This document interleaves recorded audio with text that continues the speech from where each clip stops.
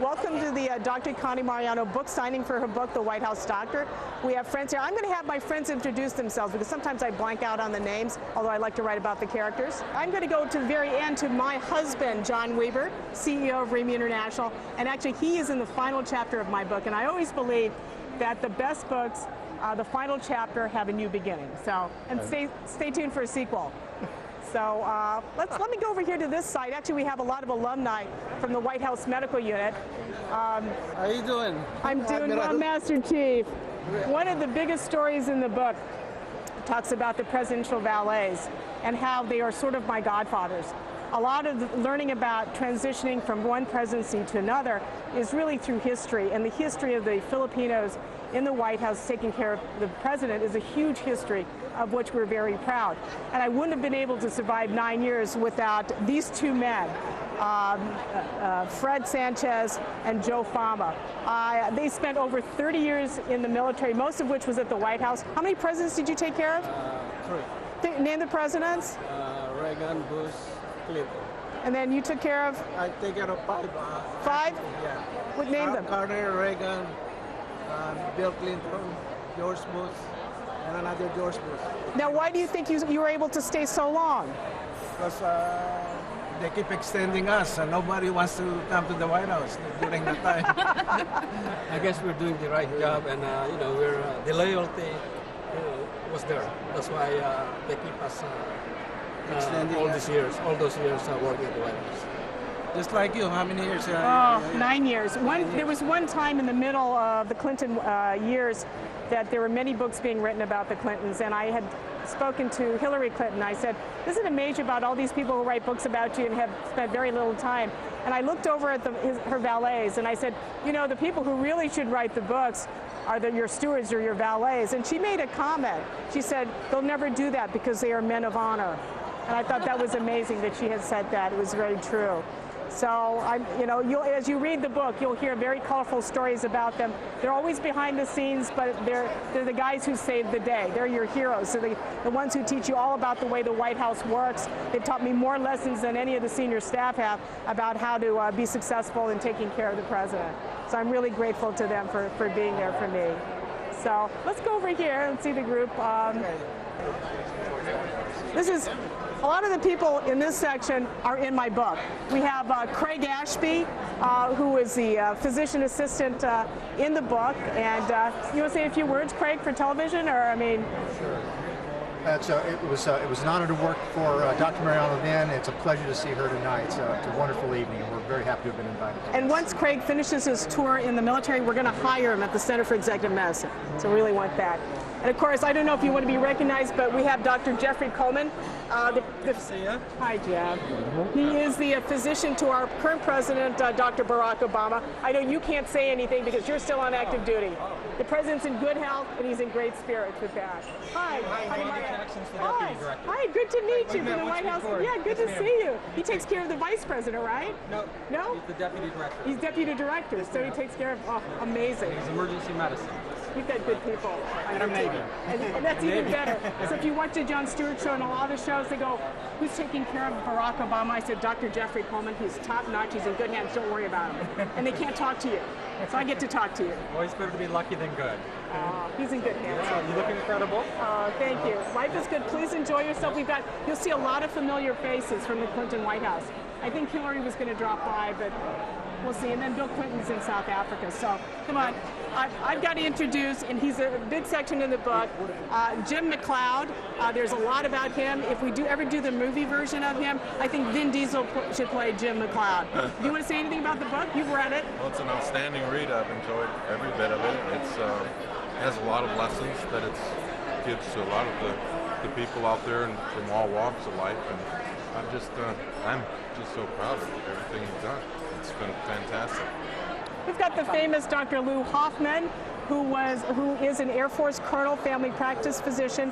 I actually hired Dr. Hoffman at the White House during the Clinton years, and he had the best interview of any White House doctor. He was sitting in my office being interviewed for the job of White House physician from the Air Force, and we get a call over the radio that there is a medical emergency. There is a patient down. So I looked up at Dr. Hoffman and said, "You want to go on this run?" So he says, "Sure." So we take the defibrillator, the medical bag, we go running down the corridor, and one of the tourists had passed out, and I got to see Dr. Hoffman in action. He was cool, calm, and collected. He was hired on the spot. He stayed with us through the end of the Clinton presidency. He stayed through the entire Bush presidency, personal physician to Vice President Cheney. And then tell us what life is like now. What are you doing now? Wonderful. I actually, with many, many thanks to Dr. Mariano, everything she did for me, currently I'm the flight surgeon for Air Force One. So I'm the doctor who takes care of everybody who runs Air Force One, from the guys who fly it to the guys who pump up the tires. And again, he's just another person I want to hire for my private practice in Arizona. We're really working hard for this. It shows that, you know, with the military, you still keep in touch with your old colleagues. It's almost like going through a war together, and you survive, and you have these fond memories of traveling all over the world, of being in some very stressful times, and you never forget those. So these are lifelong friends who you keep, and you want to work with again. So thanks for being here. Absolutely. Everything's okay? The Vice President's, former Vice President's doing all right? Thank you. Great to see you. Thanks, Lou. Thanks for letting us come. Thank you. Read the book. I think I got you in there too. Hi, Rich. How are you? Good to meet you, Nat. Jennifer. Hi, Jennifer. How are you? Say hello to C-SPAN. Introduce yourself to C-SPAN. I'm Rich Bakalar, and I'm a former alumni from Uniformed Services University, class of '82. This is my daughter, Jennifer. Hi. We'll be starting. I'll be starting at USIS in July as a clinical psychology student. And USIS is the Uniformed Services University School of Medicine. It's the military medical school where I attended.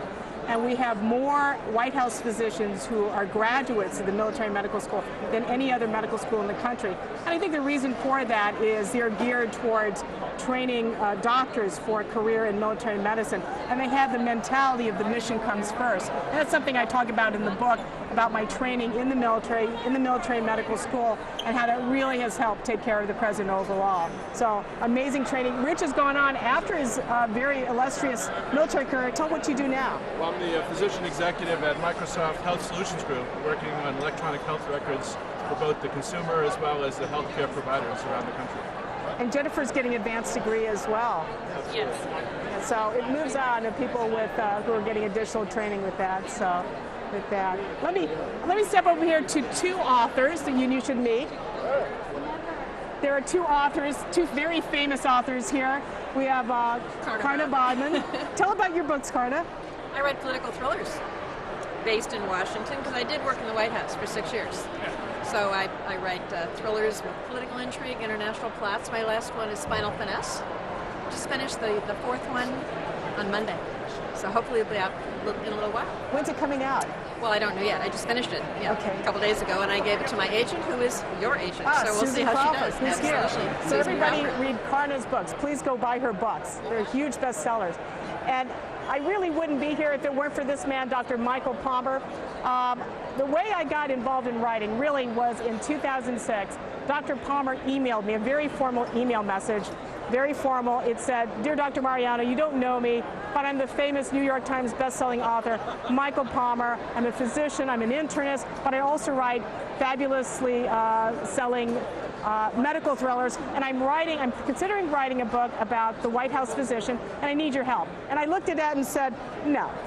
So Michael, who could not be deterred, returned. He emailed me back, and it was the funniest email, which I've kept. It was in lowercase letters with parentheses, ... and it was so enduring, and he was so endearing that I said, I can't resist. It was in tears. It was tears. I couldn't say no. And he promised me that he would send me copies of all his books from now on. Tell us about The First Patient and then The Last Surgeon. Tell us about it. Wouldn't have happened without you. And Well, in tell us fact, you are the dedicatee of the book. I dedicated the book to Connie because the book would have never happened. It was a wonderful experience for me, and I retell the story over and over of how we met and how we eventually, Connie brought me to the White House and took me on a a tour of the places I was making up the whole time because I had never really been to the White House, and I did it all from the internet.